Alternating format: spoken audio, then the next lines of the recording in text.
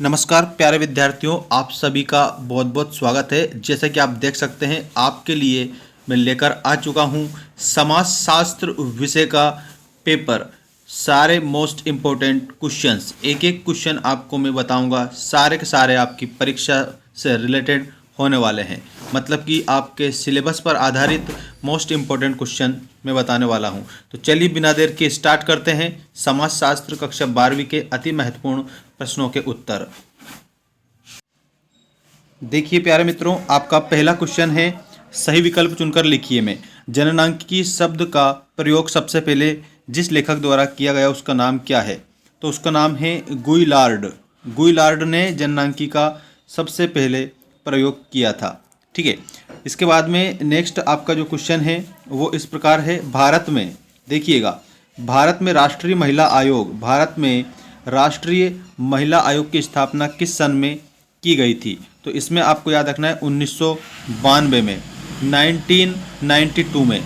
इसके बाद में आपके सामने नेक्स्ट क्वेश्चन आ चुका है, प्रार्थना समाज। देखिएगा, प्रार्थना समाज की स्थापना किस वर्ष हुई थी? तो जो प्रार्थना समाज की स्थापना है उसमें आपको याद रखना है आपकी 1867 में हुई थी प्रार्थना समाज की स्थापना, 1867 में। इसके बाद में भारत में कौन सी अर्थव्यवस्था प्रचलित है? तो जो भारत में जो अर्थव्यवस्था प्रचलित है उसका आपको बताना है। वो आपका करेक्ट उत्तर हो जाएगा मिश्रित अर्थव्यवस्था। मिश्रित अर्थव्यवस्था भारत में प्रचलित है। सभी प्रश्न आपके लिए मोस्ट इंपॉर्टेंट होने वाले हैं, आपके सिलेबस पर आधारित मोस्ट प्रश्न। सामाजिक आंदोलन का कारक होता है। तो जो सामाजिक आंदोलन का जो कारक होता है वो आपको याद रखना है, आर्थिक क्षेत्र में असंतोष भी होता है, स्थिति एवं कार्य में असंतुलन भी होता है, और रीति रिवाजों की रूढ़िवादिता भी होता है। तो इसका मतलब ऑप्शन नंबर दा वाला हमारा करेक्ट होगा। ये सभी इसमें आ जाएंगे। इसके बाद में आपके सामने रिक्त स्थान आ चुके हैं, मोस्ट इंपोर्टेंट। आदर्श जनसंख्या सिद्धांत को भी कहते हैं, क्या कहते हैं? तो माल्थस सिद्धांत कहते हैं। ठीक है, सुधार आंदोलन का मुख्य उद्देश्य की स्थापना होता है। तो आदर्श समाज की स्थापना होता है सुधार आंदोलन का मुख्य उद्देश्य। इसके बाद में भारत सांस्कृतिक दृष्टि से राष्ट्र है, कैसा राष्ट्र है? तो विविधतापूर्ण राष्ट्र है। कैसा राष्ट्र है?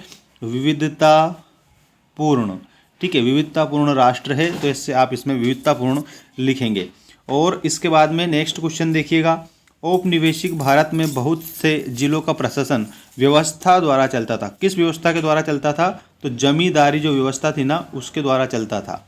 ठीक है, औद्योगिकरण से एक विस्तृत होता है, क्या होता है? तो श्रम विभाजन। बिल्कुल मोस्ट इंपोर्टेंट क्वेश्चन है ये कि औद्योगिकरण से क्या होता है, तो आपको बताना है श्रम विभाजन होता है। औद्योगिकरण से श्रम विभाजन होता है। और इसके बाद में सत्य असत्य लिखिए वाले क्वेश्चन आ चुके हैं। भारत की जीवन प्रत्याशा विगत वर्षों में घटी है, तो इसमें आप असत्य बताएंगे। जाति की सदस्यता के साथ विवाह संबंधी कठोर नियम शामिल नहीं होते हैं, तो इसमें आप असत्य बताएंगे क्योंकि विवाह संबंधी कठोर नियम शामिल होते हैं। सामाजिक आंदोलन समाज से जुड़े मामलों अथवा समस्याओं को उठाते हैं, तो इसमें आपको क्या बताना है? इसमें आपको बताना है सत्य। ठीक है, और अब नेक्स्ट क्वेश्चन है आपका, राष्ट्रीय एकता में सांप्रदायिकता सहायक है? नहीं, इसमें बाधक होती है सांप्रदायिकता। ठीक है, और नेक्स्ट आपका जो क्वेश्चन है उसको समझेंगे आप। भारत में श्रमिक आंदोलन सन 1947 के बाद शुरू हुए, तो इसमें आप सत्य बताएंगे। क्या बताएंगे? इसको सत्य बताएंगे। अब मैं आपको बता रहा हूँ जोड़ी। देखिएगा, सबसे पहले यहाँ पर दिया है सामाजिक संस्था।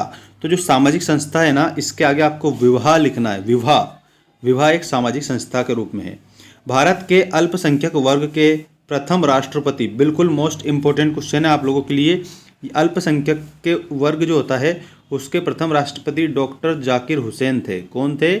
डॉक्टर जाकिर हुसैन। इसके बाद में social change in modern India, तो इसमें आपको याद रखना है एम.एन. श्रीनिवासन। एम.एन. श्रीनिवासन इन्होंने ये लिखी थी social change in modern India. ठीक है, और इसके बाद में आपको यहाँ पर समझना है दयानंद सरस्वती। तो जो स्वामी दयानंद सरस्वती है ना, इन्होंने आर्य समाज की स्थापना की थी। किस समाज की स्थापना की थी? आर्य समाज की। नक्सली आंदोलन, तो पश्चिम बंगाल में नक्सली आंदोलन। ठीक है, ये आप अच्छे से याद रखेंगे, बिल्कुल अति महत्वपूर्ण प्रश्न है आप लोगों के लिए। इसके बाद में देखिएगा, आपका जो अगला जो क्वेश्चन है वो ये रहा, एक शब्द एक वाक्य में उत्तर दीजिए वाले। शिक्षा की सामाजिक भूमिका क्या है? तो व्यक्ति का सामाजिकरण करना तथा आर्थिक विकास में योगदान करना। व्यक्ति का सामाजिकरण करना और आर्थिक विकास में योगदान करना शिक्षा की सामाजिक भूमिका होती है। इसके बाद में देखिएगा, कौन सा नगर भारत का मैनचेस्टर कहलाता है? तो अहमदाबाद। जो अहमदाबाद है ना, ये भारत का मैनचेस्टर कहलाता है। ठीक है। आधुनिक बनने की प्रक्रिया को क्या कहा जाता है? तो आधुनिक बनने की जो प्रक्रिया है उसको आधुनिकीकरण कहा जाता है। आधुनिक बनने की प्रक्रिया को आधुनिकीकरण कहा जाता है। इसके बाद में भूस्वामित्व को कौन लागू करता है? तो भूस्वामित्व को राज्य लागू करता है। ठीक है। भारत के प्रथम आधुनिक उद्योग क्या थे? तो रुई, जूट, कोयला, खान एवं रेलवे। ठीक है। भारत के आधुनिक जो उद्योग थे उसमें आपको बताना है रुई थे, जूट थे, कोयला खान और रेलवे था। ठीक है। बाकी आपको कुछ क्वेश्चन यहाँ पर मोस्ट क्वेश्चन दिए हैं, उनमें से ये प्रश्न समझो। जाति का अर्थ क्या है ये याद करके जाएंगे आप। प्रजाति का अर्थ क्या है ये याद करके जाएंगे। सामाजिक आंदोलन से आप क्या समझते हैं और अनुसूचित जातियाँ किसे कहते हैं ये आप याद करके जाएंगे। इसके बाद समाजशास्त्र का एक और वीडियो आने वाला है आप लोगों के लिए, जो बिल्कुल मोस्ट इम्पोर्टेंट रहेगा। सारे मोस्ट प्रश्न मैं उसमें आपको बताने वाला हूं। तो चैनल को सब्सक्राइब कर लेना ताकि अपडेट मिलती रहे आपको।